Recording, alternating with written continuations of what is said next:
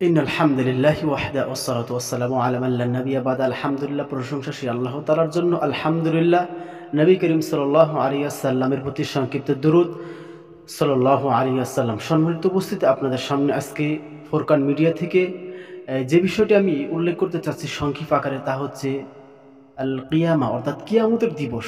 কিয়ামত শব্দটি হচ্ছে আরবি শব্দ, যার বাংলা হচ্ছে মহাপ্রলয় কিংবা পুনরুত্থান।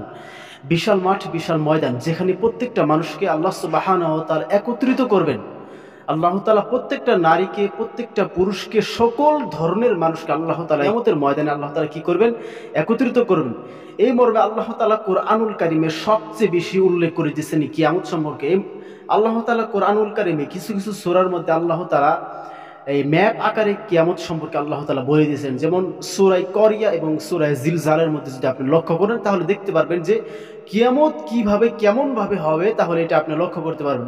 যেমন আল্লাহ তাআলা বলতেছেন সূরা আল কারিয়াতে, আল কারিয়াহ তুমাল কারিয়াহ ওয়া মা আদরাকা মাল কারিয়াহ। মহাপ্রলয়, মহাপ্রলয় কি? মহাপ্রলয় সম্পর্কে তোমার কি ধারণা?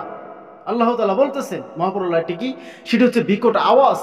এই বিকট আওয়াজ যে ইসরাফিল আলাইহিস সালামের যে সিংহায় ফুৎকার দিবেন, এই আওয়াজ সম্পর্কে তোমাদের ধারণা কি আছে? আল্লাহ সুবহানাহু ওয়া তাআলা তার বান্দাদেরকে, অর্থাৎ মানব জাতির উদ্দেশ্যে এই কথা আল্লাহ তাআলা সূরা দিয়েছেন, অর্থাৎ বলতেছেন। শুধু এখানে শেষ না, আল্লাহ তাআলা আরো বলতেছেন এই সূরা জিলজালের মধ্যে আল্লাহ তাআলা বলতেছেন, ইযা যুলজিলাতিল আরদু জিলজালা। গোটা পৃথিবীটাকে যখন আপন কম্পনে একদম কাঁপিয়ে দেওয়া হবে, অর্থাৎ ইসরাফিল আলাইহিস সালামের যে সিংহার ফুৎকার মাধ্যমে আল্লাহ তাআলা যখন আদেশ দিবেন, তখন এমন একটা ফুৎকার দিবেন, যেই ফুৎকারে গোটা পৃথিবীটাকে আল্লাহ ধ্বংস করে দিবেন, মেসাকার করে দিবেন, গোটা পৃথিবীটাকে আল্লাহ তছনছ করে দিবেন। মানুষ যদিও দেখাবে পাগল, কিন্তু মূলত তারা পাগল নয়।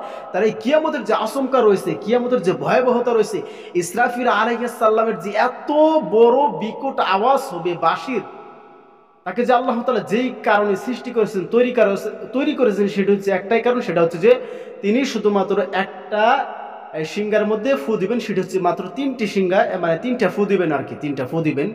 তো প্রথম ফুৎকারে গোটা পৃথিবী ধ্বংস হয়ে যাবে, দ্বিতীয় ফুৎকারে সমস্ত কিছু মানুষ, জিন, পাখি যা আছে সব মরে যাবে, তৃতীয় ফুৎকারে আল্লাহ তাআলা আবারও বিচার দিবস শুরু করবেন, পুনরুত্থানের দিন, অর্থাৎ কিয়ামতের ময়দান কি করবেন? আল্লাহ তাআলা শুরু করবেন। তো সম্মানিত উপস্থিতি, আমি যে কথা বলতে চাচ্ছিলাম এই আয়াতের মাধ্যমে, সেটা হচ্ছে যে আল্লাহ তাআলা বলতেছেন, ইযা যুলজিলাতিল আরদু জিলজালা। সেই দিনটা হবে বড় ভয়ানক, বড় কঠিন, যা মানুষের কল্পনা ধারণার ঊর্ধ্বে। এই জন্য আল্লাহ তাআলা বলছেন যে বিকট আওয়াজ, ওই আওয়াজ সম্পর্কে তোমার কি ধারণা? তারপর আল্লাহ তাআলা বলছেন, ওয়া আখরাজাতিল আরদু আসকালাহা। পৃথিবী তার যখন বোঝাগুলোকে বের করে দিবে।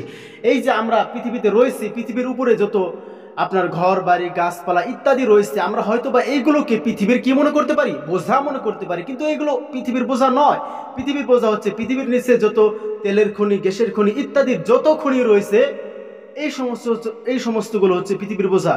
যখন আল্লাহ তাআলা আদেশ দিবেন ইসরাফিল আলাইহিস সালামকে, যখন প্রথম সিংহায় ফুৎকার দেওয়া হবে, তখন এই সমস্ত জিনিস সব বমি করে বের করে দেবে। তেল বের হয়ে যাবে, স্বর্ণ বের হয়ে যাবে, কয়লা বের হয়ে যাবে, হীরা বের হয়ে যাবে, কিন্তু নেওয়ার কোনো মানুষ থাকবে না। কারণ সেই দিন প্রত্যেকটা মানুষ শুধু নিজেকে নিয়ে ব্যস্ত থাকবে, আর কিভাবে আমি পালাবো, কিভাবে এই আযাব এবং শাস্তি থেকে বাঁচবো।